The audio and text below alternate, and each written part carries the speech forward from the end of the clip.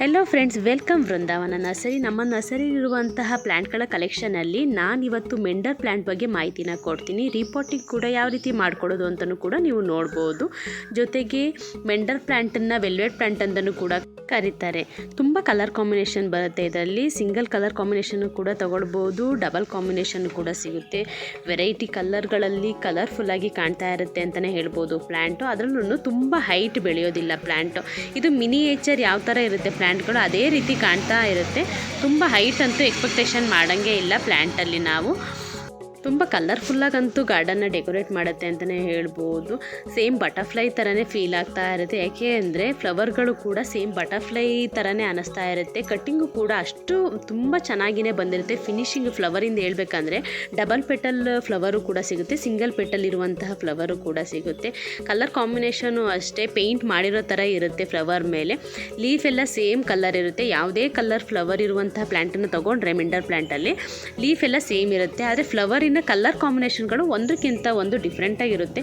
ತುಂಬ colour combination ಸಿಗುತ್ತೆ. ಒಂದು 25 ಅಂತೂ ಮಿನಿಮಮ್ ಸಿಗುತ್ತೆ ಕಲರ್ ಕಾಂಬಿನೇಷನ್ನು ಫ್ಲವರಲ್ಲಿ. ಅದನ್ನು ಯಾವ ರೀತಿ ರಿಪೋರ್ಟಿಂಗ್ ಮಾಡೋದು ಅಂತ ನಾನಿಲ್ಲಿ ತೋರಿಸ್ತೀನಿ. ಮೆಂಡರ್ ಪ್ಲ್ಯಾಂಟಲ್ಲಿ ಒಂದು 4 ಇಂಚಿನ ಪಾಟ್ ಸೈಜಲ್ಲಿ ಪ್ಲ್ಯಾಂಟನ್ನು ಹಾಕಿರ್ತಾರೆ. ಮಿನಿಮಮ್ 3 ಅಂತೂ ಪ್ಲ್ಯಾಂಟ್ಸ್ ಇದ್ದೇ ಇರುತ್ತೆ.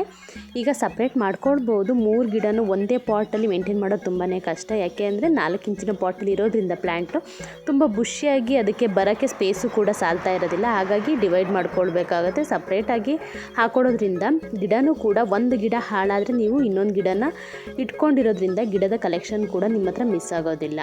ಯಾವ ರೀತಿ ಇದನ್ನು ರಿಪೋರ್ಟಿಂಗ್ ಮಾಡೋದು ಅಂದರೆ ಮೊದಲಿಲ್ಲಿ ಸಪ್ರೇಟಾಗಿ ಡಿವೈಡ್ನ ಮಾಡ್ಕೊಳ್ಬೇಕು. ಪಾಟಿಂದ ನೆಟ್ ಪಾಟನ್ನು ಬಳಸಿರ್ತಾರೆ. ಟಿಶ್ಯೂ ರೀತಿಯೇ ಇರುತ್ತೆ ನೆಟ್ ಪಾಟು.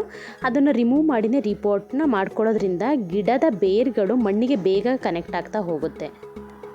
ಮೇಂಟೆನೆನ್ಸು ಕೂಡ ತುಂಬ ಈಸಿಯಾಗಿಯೇ ಮಾಡ್ಕೊಳ್ಬೋದು. ಮಳೆಗಾಲದಲ್ಲಿ ಒಂಚೂರು ಕೇರ್ಫುಲ್ಲಾಗಿ ನೋಡ್ಕೊಳ್ಬೇಕು. ಸೇಮ್ ಟು ಸೇಮ್ ಜಿರೇನಿಯಂ ಗಿಡನ ಯಾವ ರೀತಿ ನೀವು ಕೇರ್ನ ತೊಗೊಳ್ತೀರ ಅದೇ ರೀತಿ ಇದಕ್ಕೂ ಕೂಡ ಕೇರ್ನ ತೊಗೊಳ್ಬೇಕು. ಫ್ಲವರ್ಗಳೆಲ್ಲ ಹರಳಿ ಹೋದ್ಮೇಲೆ ಯೆಲ್ಲೋ ಕಲರ್ ಆದ ತಕ್ಷಣ ಇಲ್ಲ ಒಣಗಿದ ತಕ್ಷಣ ಅದನ್ನು ರಿಮೂವ್ ಮಾಡ್ಕೊಳ್ಬೇಕು. ರಿಮೂವ್ ಮಾಡಿದ್ಮೇಲೆ ಅಲ್ಲೇ ಹೊಸ ಚಿಗುರು ಸ್ಟಾರ್ಟ್ ಆಗ್ತಾ ಹೋಗುತ್ತೆ. ಸೇಮ್ ಜಿರೇನಿಯಂ ಪ್ಲ್ಯಾಂಟಿನ ಮೇಂಟೆನೆನ್ಸ್ ಥರನೇ ಮಳೆಗಾಲದಲ್ಲಿ ಮಳೆಯ ನೀರು ಡೈರೆಕ್ಟಾಗಿ ಬೀಳ್ದಿರುವಂಥ ಜಾಗದಲ್ಲಿ ಇಟ್ಕೊಳ್ಬೇಕು. ಸ್ವಲ್ಪ ಬಿಸಿಲಿದ್ದಾಗ ಬಿಸಿಲು ತುಂಬ ಚೆನ್ನಾಗಿ ಅದಕ್ಕೆ ಹೊಂದ್ಕೊಳ್ಳುತ್ತೆ ಅಂತಲೇ ಹೇಳ್ಬೋದು. ಬಿಸಿಲಲ್ಲಿ ಗಿಡ ಒಂದು ಚೂರೂ ಕೂಡ ಕಲರ್ ಡಿಮ್ ಆಗೋದಾಗಲಿ ಗಿಡದ ಎಲೆಗಳು ಒಣಗೋದಾಗಲಿ ಏನೂ ಆಗೋದಿಲ್ಲ. ಆದರೆ ಮಳೆಗಾಲದಲ್ಲಿ ಗಿಡ ಸ್ವಲ್ಪ ಡಲ್ ಆಗುತ್ತೆ. ಹಾಗಾಗಿನೇ ಮಳೆ ನೀರು ಬೀಳ್ದಿರುವಂಥ ಜಾಗದಲ್ಲಿ ಇಟ್ಕೊಳ್ಬೇಕು. ಇಂಡೈರೆಕ್ಟಾಗಿ ಅದರದ್ದು ಬರೀ ಮಳೆ ನೀರು ಸ್ವಲ್ಪ ಮಟ್ಟಿಗೆ ಅಷ್ಟೇ ಇಂಡೈರೆಕ್ಟಾಗಿ ಬೀಳ್ತಾ ಇದೆ ಅಂದರೆ ಓಕೆ. ಅದರಲ್ಲೂ ಅಬ್ಸರ್ವ್ ಮಾಡಿ ನೋಡ್ಕೊಳ್ಬೇಕು. ಗಿಡ ಡಲ್ ಆಗ್ತಿದೆಯಾ ಮಳೆ ನೀರು ಸ್ವಲ್ಪ ಬಿದ್ದರೂ ಕೂಡ ಅಂತ. ತುಂಬ ಕಡಿಮೆ ನೀರು ಬೇಕಾಗುತ್ತೆ ಗಿಡಕ್ಕೆ. ಅದೇ ಸಮ್ಮರಲ್ಲಿ ಜಾಸ್ತಿ ನೀರನ್ನು ಕೇಳುತ್ತೆ, ಮಳೆಗಾಲದಲ್ಲಿ ತುಂಬ ಕಡಿಮೆ ನೀರನ್ನು ಕೇಳುತ್ತೆ. ರಿಪೋರ್ಟಿಂಗ್ ವಿಡಿಯೋಗಳಲ್ಲಿ ನಾನು ಹೇಳಿದ್ದೀನಿ. ನರ್ಸರಿಯಿಂದ ಗಿಡನ ತಂದ ಮೇಲೆ ಗಿಡನ ರಿಪೋರ್ಟಿಂಗ್ ಮಾಡ್ತೀನಿ ಅನ್ಬೇಕಾದ್ರೆ ಯಾವುದನ್ನು ಮೊದಲು ತಿಳ್ಕೊಂಡಿರಬೇಕು, ಏನನ್ನು ಅಬ್ಸರ್ವ್ ಮಾಡಿ ನೋಡಬೇಕು ಅಂತ. ಮೊದಲನೇದಾಗಿ ರಿಪೋರ್ಟಿಂಗ್ ಮಾಡಬೇಕಾದ್ರೆ ಪ್ಲ್ಯಾಂಟನ್ನು ಡಿವೈಡ್ ಮಾಡಿದ ಮೇಲೆ ಯಾವ ರೀತಿ ಪಾಟ್ ಮಿಕ್ಸ್ನ ತೊಗೊಂಡಿದ್ದಾರೆ ನರ್ಸರಿಯಲ್ಲಿ ಅಂತ ಚೆಕ್ ಮಾಡ್ಕೊಳ್ಬೇಕು. ಈಗ ವಿಡಿಯೋದಲ್ಲಿ ನೋಡ್ಬೋದು ಕಂಪ್ಲೀಟಾಗಿ ಕೋಕೋ ಪೌಡ್ರಲ್ಲಿ ಹಾಕಿಲ್ಲ. ಜಿರೇನಿಯಂ ಪ್ಲ್ಯಾಂಟನ್ನು ಕೋಕೋ ಪೌಡ್ರಲ್ಲಿ ಹಾಕಿರೋದು ಸಿಗುತ್ತೆ, ಮಣ್ಣಲ್ಲಿ ಹಾಕಿರೋದು ಸಿಗುತ್ತೆ.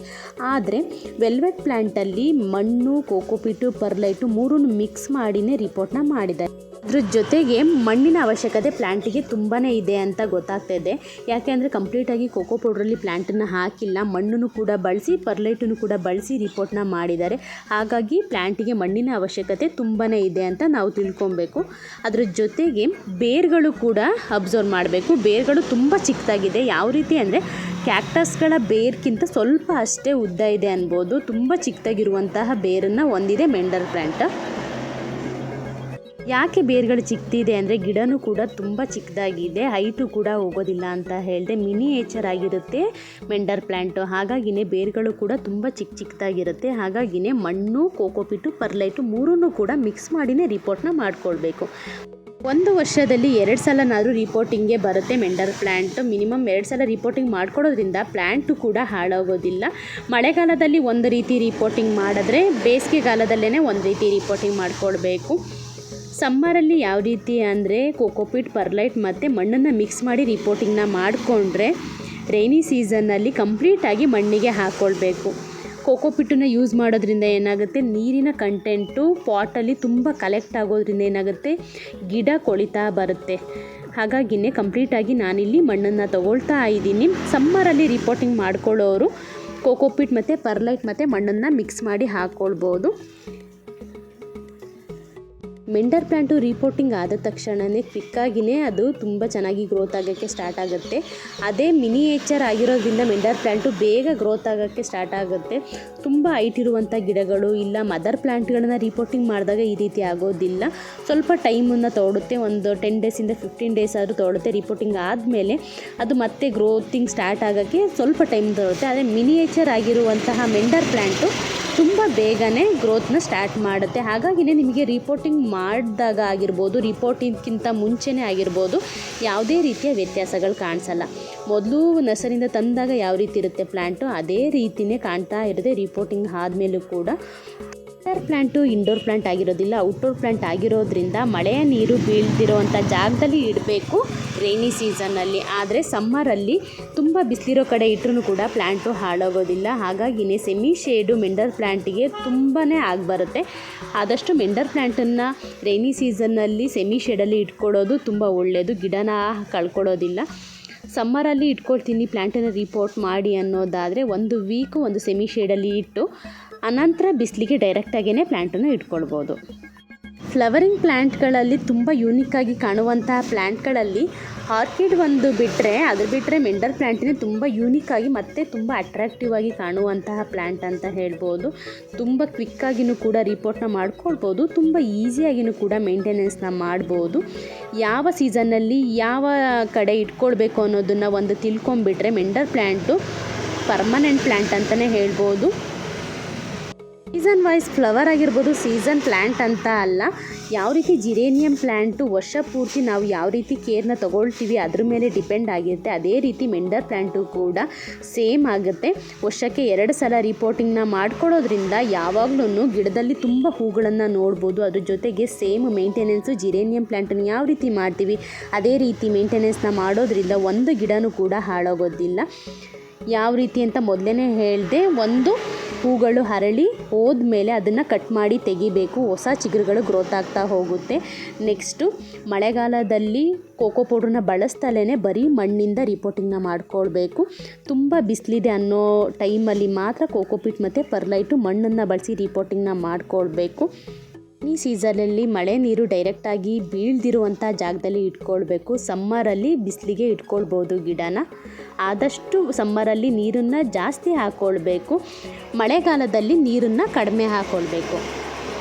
ಕಾಂಪೋಸ್ಟ್ ಆಗಿರ್ಬೋದು, ಬೇರೆ ರೀತಿಯ ಫರ್ಟಿಲೈಸರ್ನ ಯೂಸ್ ಮಾಡ್ದೇ ರಿಪೋರ್ಟ್ನ ಮಾಡಿದ್ದೀನಿ. ಯಾಕೆ ಅಂದರೆ ಗಿಡನೂ ಕೂಡ ತುಂಬ ಸ್ಮೂತಾಗಿ ಇರುತ್ತೆ, ಬೇರ್ಗಳು ಕೂಡ ಚಿಕ್ಕದಾಗಿ ಇರುತ್ತೆ, ಕ್ಯಾಕ್ಟಸ್ ಥರನೇ ಬೇರ್ಗಳಿರುತ್ತೆ. ಅಂದರೆ ಮಿನಿಯೇಚರ್ ಆಗಿರೋದ್ರಿಂದ ಮೆಂಡರ್ ಪ್ಲ್ಯಾಂಟ್ಗೆ ಯಾವುದೇ ರೀತಿಯ ಫರ್ಟಿಲೈಸರ್ನ ನಾನಿಲ್ಲಿ ಮಿಕ್ಸ್ನ ಮಾಡಿಲ್ಲ.